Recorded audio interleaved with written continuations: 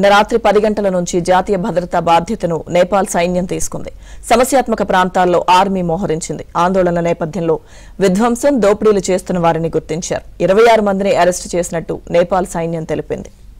Social మీడియాపై నిషేధానికి వ్యతిరేకంగా మొదలైన యువత ఉద్యమం నేపాల్ ప్రభుత్వాన్ని దించేసింది. నిరసనకారులు అధికార పక్షం, విపక్షం అని చూడకుండా ప్రధాని సహా మంత్రులు, మాజీ ప్రధానుల ఇళ్లపై దాడులు జరిపారు. వారి అధికారిక, ప్రైవేట్ ఇళ్లకు నిప్పు పెట్టారు.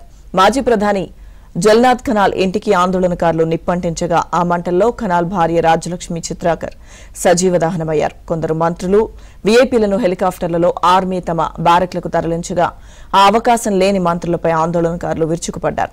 తీవ్ర పరిణామాల మధ్య ప్రధాని కేపీ ఓలీ రాజీనామా చేశారు. దేశ అధ్యక్షుడు రామచంద్ర పౌడెల్ కూడా తన పదవికి రాజీనామా చేశారు.